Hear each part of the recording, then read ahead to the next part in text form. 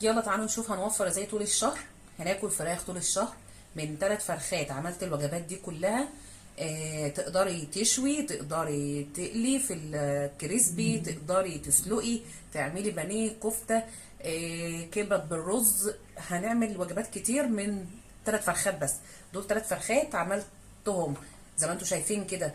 دي فخاد، ودي اجنحه، ومعايا هنا دبابيس، ومعايا هنا دي الهياكل على الرقاب هنعملها شوربه، ومعايا البانيه طبقين وجبتين، ومعايا كفته، ومعايا الكبد والقوانص. تعالوا مع بعض هنشوف جهزت ازاي 3 فرخات ووصلت بيهم للمرحله دي خطوه بخطوه. ويلا نبدا مع بعض ونشوف هنعمل ايه.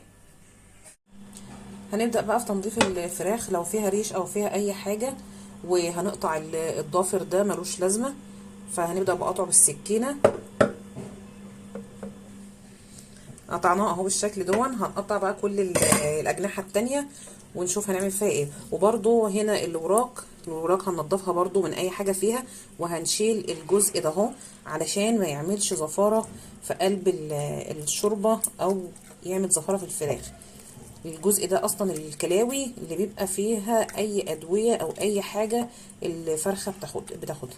فهنشيل ده، مش هنخليه فيها بالشكل ده، وهنشطفه بالميه اهون. مش هنخلي حاجه خالص فيها، ننضفها كويس عشان نخليها اثر بالمنظر ده.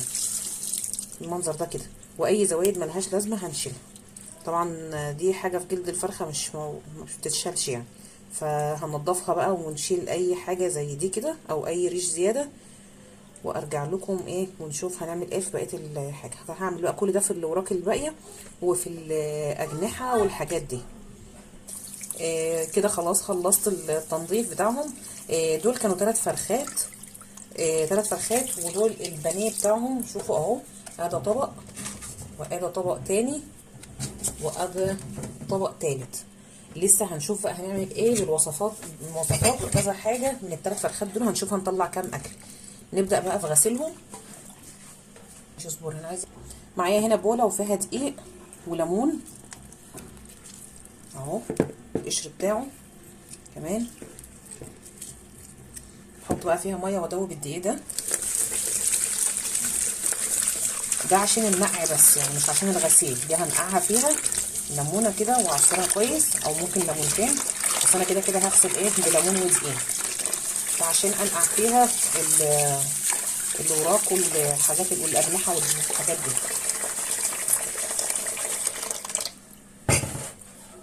هنا بقى انا عايزه اقول لكم ان انا هفصل كل دبوس عن الفخده واقطعه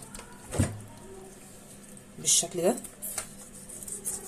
ممكن على بلانشه لو مش عارفه تتحكمي اهو بالشكل ده.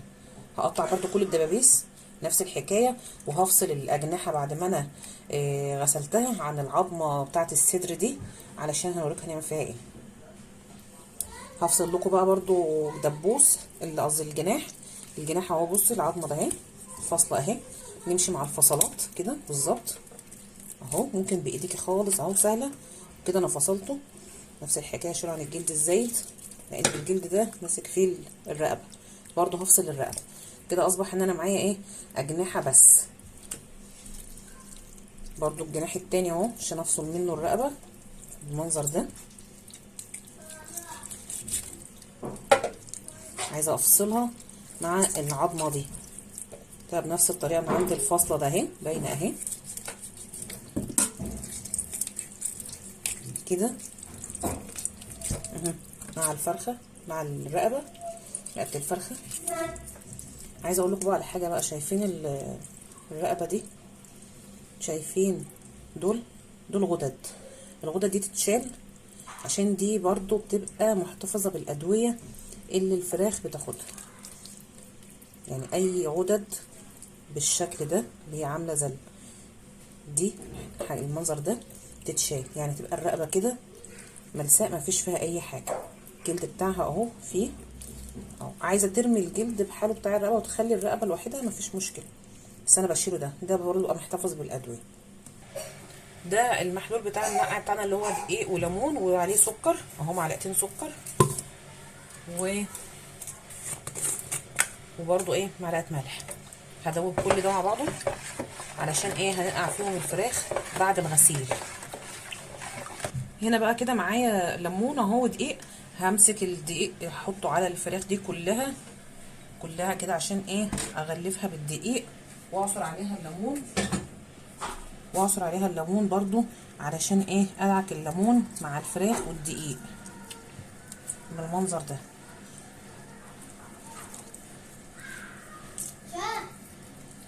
هبدأ بقى كده واحدة واحدة امسكها ادعكها كده اهو، شايفين بدعك خالص اهو. الدقيق لازق لان انا بغسل على الناشف مش بميه، فالدقيق لو في اي حاجه لازقه انا ما حسيتش بيها او ما خدتش بالي منها هتطلع بالمنظر ده في الدقيق.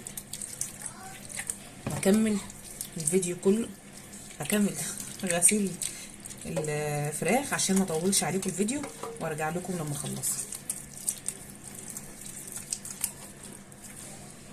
وهنا كده خلاص انا هنا كله عليه دقيق اهو.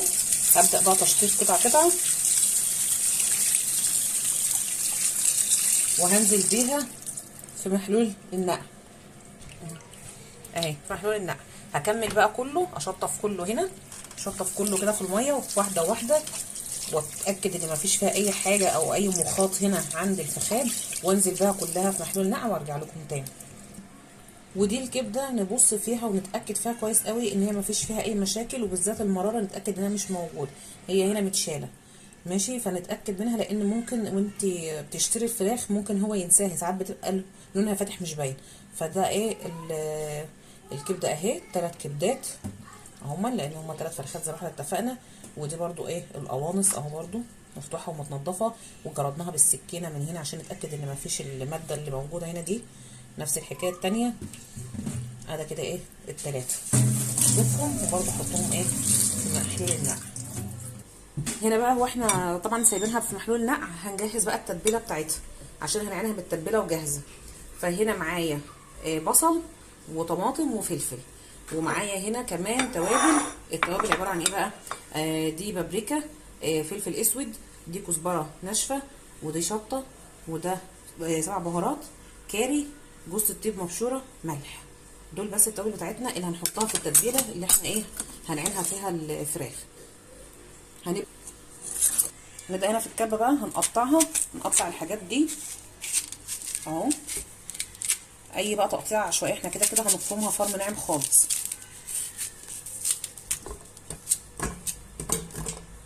طماطم كمان، وهعصر الليمون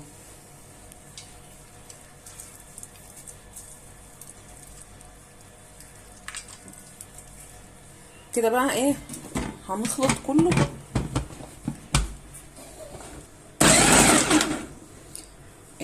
هخليها مهروسه خالص، مفرومه ناعم جدا جدا، مفرومه ناعم جدا، بس انا مش عايزه اعمل ازعاج فايه هفرم وارجع لكم تاني. هنا البصل طبعا لسه خشن شويه، هنزل بالتوابل بتاعتي دي عليه عشان افرمها مع بعضها. وكده خلاص هاخدها بقى اصفيها بالمصفى، واخد الميه بتاعتها بس، وهعين اللي هو البصل الناشف من بعد ما اعصره من الميه. وكده البصل اهو عصرته اهو بالشكل ده في مصفى ضيقه عشان ايه ما ينزلش منه اي شوائب خشنه وبس. طبعا التفل ده انا هحتفظ بيه عشان هعمل بيه حاجه تانية، مش هرميه، مش هنرمي اي حاجه، احنا بنوفر وعايزين التوفير في لاقصى درجه. هنبدا بقى بعد ما احنا غسلنا الفراخ خلاص وصفناها وفي محلول النقع، هنبدا بقى نقسم على حسب افراد اسرتك، انت عايزه تحطي كام قطعه وكده. انا بالنسبه لي هحط 4 قطع في الطبق الواحد. 4 بقى قطع تشكليهم زي ما انت تحبي بقى، عايزاهم صدور، عايزاهم وراك، عايزاهم دبابيس، اللي يريحك. طبعا ما بين كل حاجه وحاجه هنحط جزء من التتبيله كده علشان ايه تتشرب منها، وهي حتى في الفريزر بتبقى طالعه طعمها حلو. دول طبعا هنا قطعتين، ودول برضو ايه قطعتين عليهم اهو، يبقى كده ايه 4. في نفس الحله بقى اللي هي بتاعه الكبه، طبعا فيها البصل مش مشكله، احنا كده كده عايزين اي حاجه فيها. هنزل بقطع البانيه دي اهو، الكميه دي كلها نزلت بيها اهو. وطبعا ده ده تفل البصل اللي هو اتعصر. طبعا هي الكميه كبيره على البانيه ده، انا هاخد نصه بس. البصل ده مليان التوابل اللي كانت فيه ساعه ما احنا كنا بنفرمه، اللي احنا شفناها في خلطه التتبيله. فانا حطيت نصه بس وهفرمه وارجع لكم تاني. ده شكلها، ده شكل البانيه بعد ما اتفرم، بس انا محتاجاه يكون انعم من كده، هفرم كمان تاني. وبصوا شكلها ناعم خالص اهون، هو ده الدرجه اللي انا محتاجاها. ان انت لما تيجي تعمليها كده تلاقيها فيها خيوط، اظن الخيوط واضحه ولا مش يعني يا ريت تكون واضحه. انا بقى عايزاها بالمنظر ده. نبدا بقى يا نصبعها يا اما نعينها زي ما هي. لو صبعناها هنعملها في البيض والبقسماط ونعينها زي ما هي تتجمد ونطلعها على التجهيز. انا هعملها صوابع بس من غير بيض وبقسماط. ده الشكل النهائي طبعا اللي انا خلصته من 3 فرخات. معانا هنا اطباق عباره عن فخاد، ودي اجنحه على دبابيس، ودي دبابيس على برضو على فخاد. هنا 4 فخدات لان انا عامله 4 اشخاص. هنا 4 فخاد، وهنا فخدتين ودبابيس، وهنا نفس الحكايه دبابيس الباقيه ومعاها الاجنحه. ودي طبعا هعملها شوربه، دي عباره عن الرقاب والهياكل. شوفوا طبقين بانيه و3 اطباق كفته، ومعايا هنا دقائق الكبد والقوانص اكله برضو. فايه رايكم دي من 3 فرخات بس عملت كل الوجبات دي؟ شفتوا في كام صنف او كام طبق هيتعمل؟ طبعا الكفته هنعملها على حسب الطلب، يعني مثلا اللي عايز بقى، مش شرط ان انا اعمل طبق واحد طبعا، لان طبق مش هيكفي، ممكن اعمل الطبقين وممكن اعمل 3 في طبق في اكله واحده. بس شفتوا من 3 فرخات عملت كام اكله.